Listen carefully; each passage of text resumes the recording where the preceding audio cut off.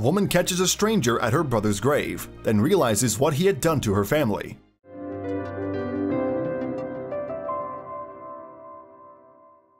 The death of a loved one is never an easy pill to swallow, yet it becomes even more of an emotional roller coaster when you spend the rest of your life trying to discover more about someone you love that, at heart, you don't know at all.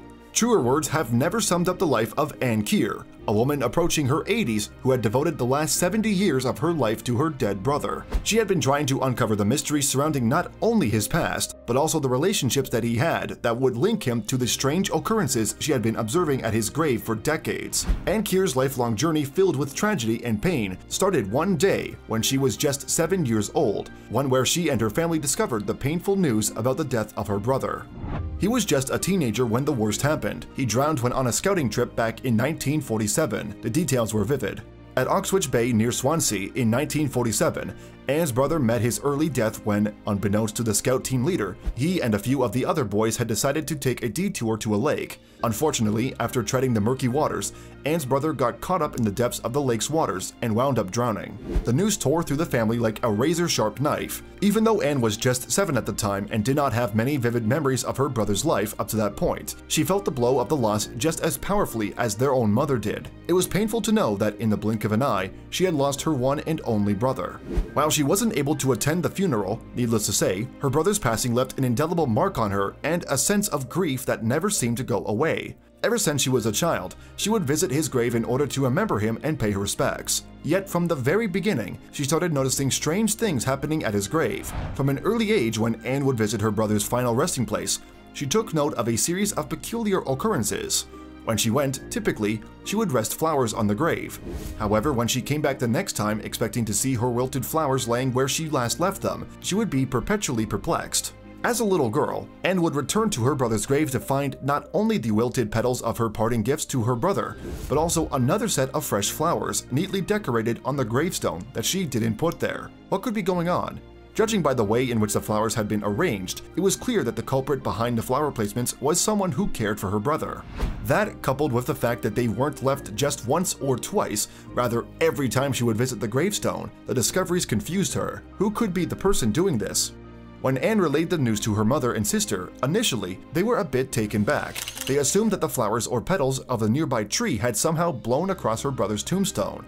However, when they finally witnessed with their own eyes the precision in placement as well as the frequency of the flower's appearance as Anne described, they figured that they knew who it was.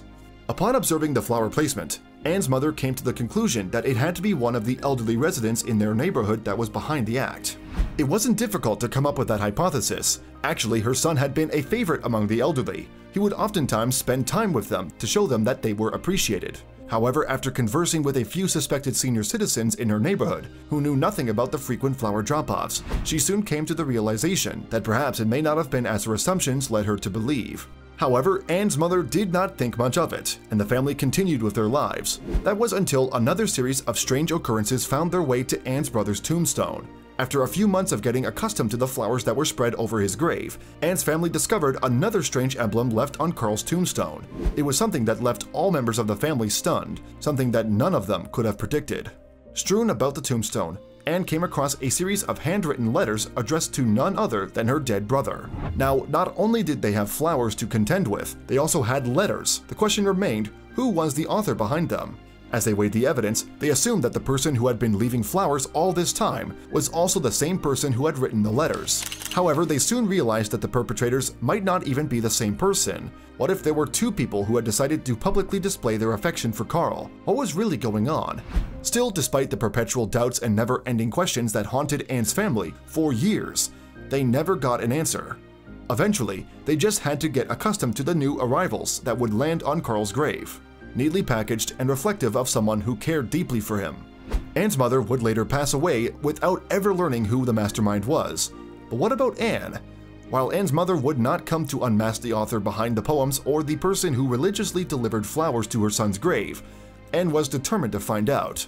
She could not fathom how, despite years of searching for an answer, she couldn't figure out who the person was. No matter how many times she asked for help, she just wasn't able to get any leads. How long would this go on?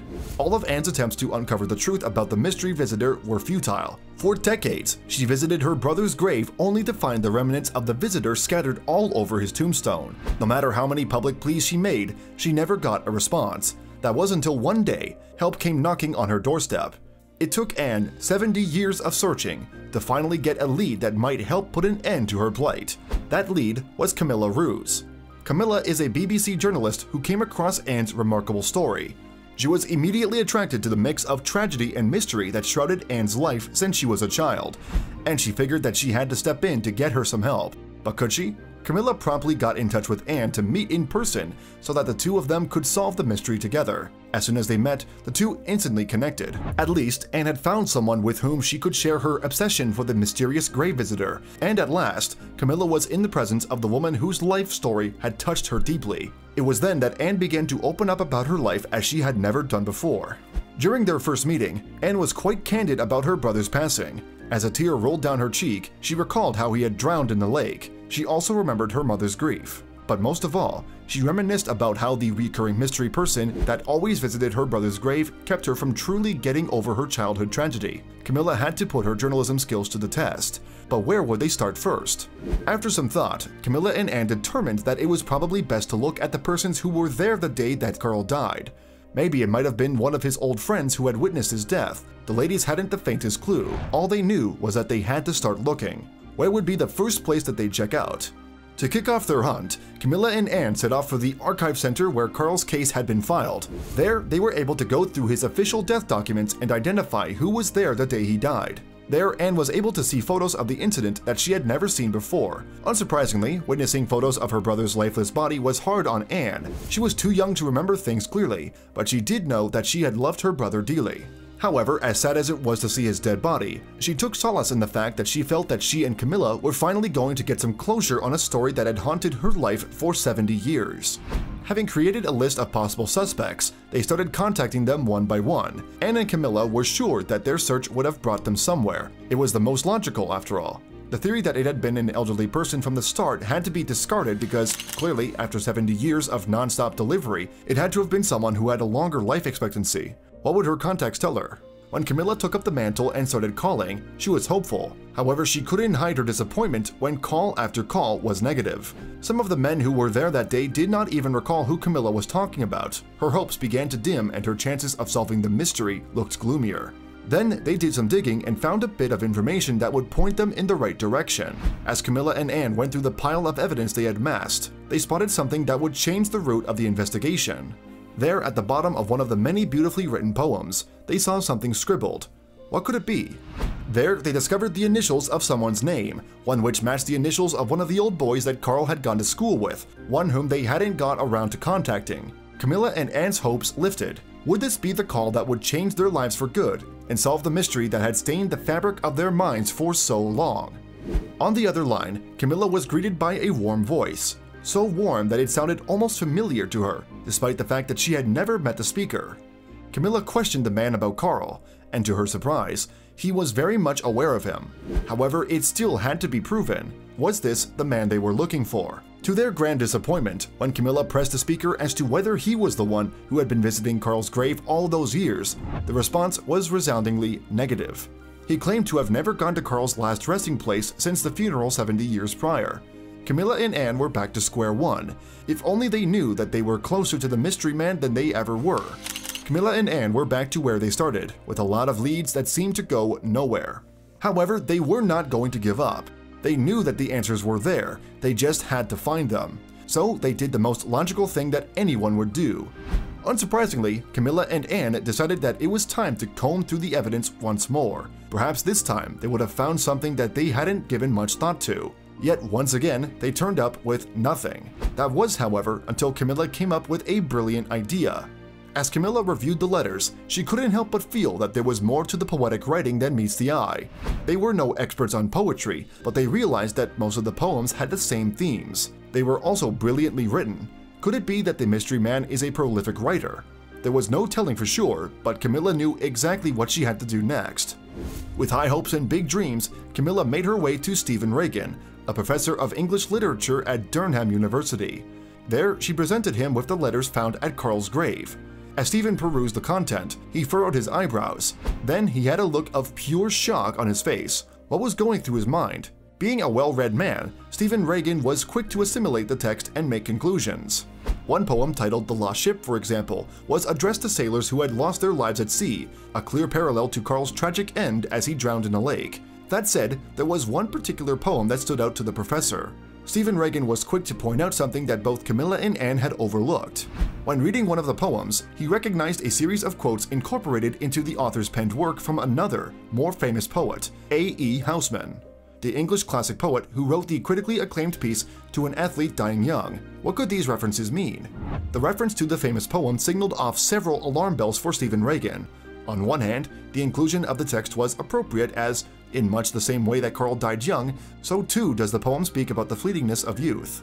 However, the author was also modifying those texts to make them more personal to Carl. Then another observation was made. Upon doing some further research, Stephen was able to unearth some interesting information about one of the poet references that was made. He discovered that one of them had attended the same school as Carl, enrolling several years prior to his death. Having ruled out that the person who quoted the famous English writers couldn't be the same person, to Stephen, it could only mean one thing. Stephen came up with the ingenious hypothesis that, while Carl may not have known A.E. Housman personally, as is customary in schools, it's possible that the prolific writer was admired and revered by students who came in his wake, as they would both at some point in time form the college's alma mater community. Therefore, that meant one thing. According to Stephen, it is plausible that the author behind the mysterious writings went to the same school as Carl and was around the same age. That would explain why the references were so personal to the school, as well as how the writer would get the idea to quote alumni in the poems. With that information in mind, Stephen urged them to keep looking. What would this mean for Camilla and Anne? Camilla and Anne returned to the drawing board, bristling with fervor. They were onto something. Which old schoolmate had they forgotten to contact? They believed that they had checked them all. Then it hit her. Camilla would go on to recount that in the official file sheet unearthed at the archives, she read that at the camping trip, Carl had shared a camper with another boy whose name was Ronald Westboro. Both had gone to the same school and were around the same age. However, she realized that she hadn't gotten in contact with him despite her multiple calls. When Camilla called, her emotions were at an all-time high. Could this man finally put an end to her and Anne's wild goose chase that had plagued the latter for 70 whole years? Ronald picked up the phone and Camilla went cold. After exchanging pleasantries, she asked the million-dollar question. What would he say? To Camilla's amazement, Ronald stated that he was indeed the one who had been visiting Carl's grave all those years. Eureka! It was as if an incredible weight had finally been lifted off of Camilla and Anne's shoulders. They had finally found the mystery man, 70 years later. The question was, why? After a mutually agreed upon decision to meet in person, Ronald and Anne were able to discuss a past that the two of them unknowingly shared for 70 years. Ronald explained that he was devastated by Carl's passing as a child. Ever since then, he made a vow never to forget him. For that reason, he frequently visits Carl's grave in memory of a young man who really died too young. Needless to say, Anne was so relieved knowing that she had finally found the answer that she had been longing for. Now, having shared with each other the pain both of them kept inside, the two now go to Carl's grave together, developing a ritual and friendship bonded not just by Carl's death, but by the need to remember him.